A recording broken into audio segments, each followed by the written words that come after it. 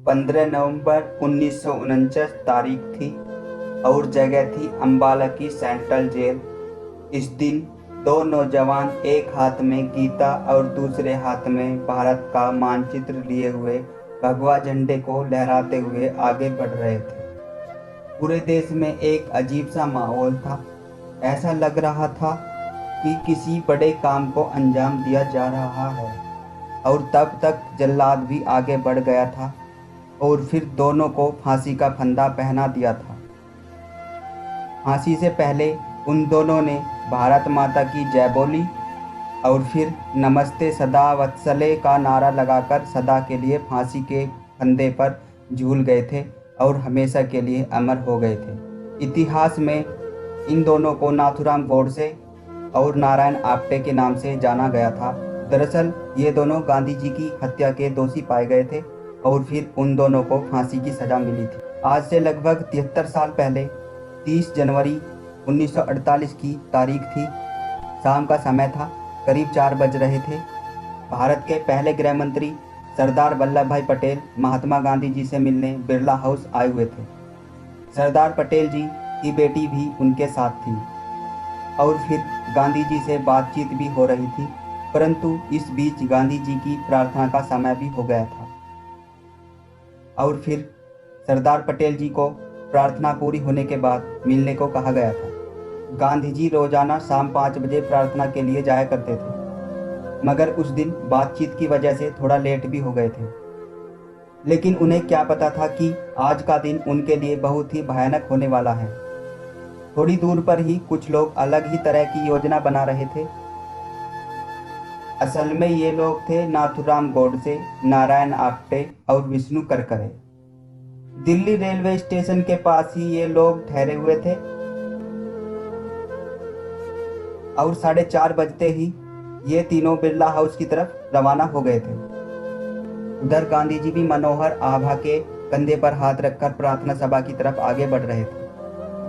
तभी अचानक से उनका रास्ता काटते हुए नाथूराम गोडसे आगे खड़ा हो गया था। तभी गांधी जी की शिष्या मनु ने कहा कि भैया रास्ता छोड़ो और गांधी जी को आगे बढ़ने दो। वैसे भी आज प्रार्थना के लिए काफ़ी लेट चल रहे हैं। इस समय लगभग 5:15 बज रहे थे और फिर नाथूराम गोडसे ने साथ चल रही मनु को धक्का दे दिया था और फिर नाथूराम गोडसे ने अपनी पिस्टल निकालकर गांधी जी पर तान दी थी। गांधी जी ये माजरत समझ पाते उससे पहले ही नाथूराम गोडसे ने एक के बाद एक करके 3 गोलियां गांधी जी के सीने में दाग दी थी। 2 गोलियां तो गांधी जी के सीने को चीरकर पार निकल गई थी और एक गोली गांधी जी के शरीर में फंसकर रह गई थी। गांधी जी वहीं गिर पड़े थे और फिर भीड़ को देखकर नाथूराम गोडसे ने भी अपने हाथ ऊपर खड़े कर दिए थे। ऐसा लग रहा था कि नाथूराम गोडसे पहले से ही आत्मसमर्पण के लिए सोचकर आए हो। पुलिस वाले भी पास ही में मौजूद खड़े थे, परंतु किसी भी पुलिस वाले की 5 मिनट तक नाथूराम गोडसे को पकड़ने की हिम्मत नहीं हुई। और फिर 5 मिनट बाद एक पुलिस वाले ने हिम्मत करके गोडसे को गिरफ्तार कर लिया था। गांधी जी नहीं रहे, यह खबर आग की तरह पूरे देश में फैल गई थी। तब तक बिरला हाउस में पंडित जवाहरलाल नेहरू और मौलाना आज़ाद भी आ पहुंचे थे और फिर भागते हुए आकर माउंटबेटन ने भी गांधी जी को सैल्यूट किया था और फिर दिल्ली के तुगलक रोड थाने में एफआईआर भी दर्ज की गई थी। अब सबसे बड़ा सवाल यह उठता है कि नाथूराम गोडसे, नारायण आप्टे और विष्णु करकरे ने यह कदम क्यों उठाया था। नाथूराम गोडसे, नारायण आप्टे और विष्णु करकरे आखिर ये तीनों लोग कौन थे और उन्होंने गांधी जी को क्यों मारा था।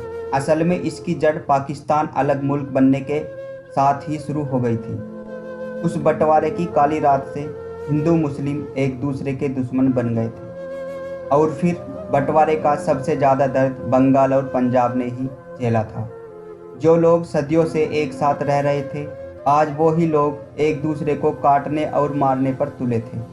और फिर 13 जनवरी 1948 को दिल्ली में गांधी जी अपनी मांगों को लेकर भूख हड़ताल पर बैठ गए थे। इनमें गांधी जी की पहली मांग थी कि पाकिस्तान को 55 करोड़ रुपये दिया जाए।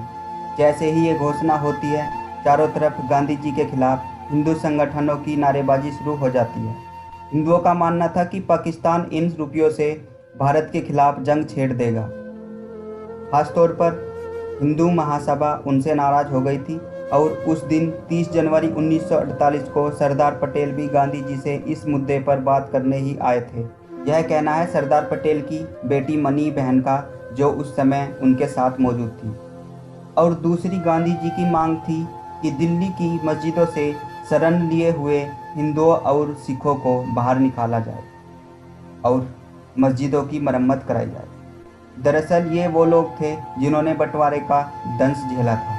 पाकिस्तान में रहने वाले हिंदू और सिख जिन पर पाकिस्तान ने हद से भी ज़्यादा अत्याचार किया था और फिर वो भागकर दिल्ली तक आ गए थे, लेकिन यहाँ रहने का कोई ठिकाना नहीं था, तो फिर इन लोगों ने दिल्ली की खाली पड़ी मस्जिदों में शरण ले ली थी।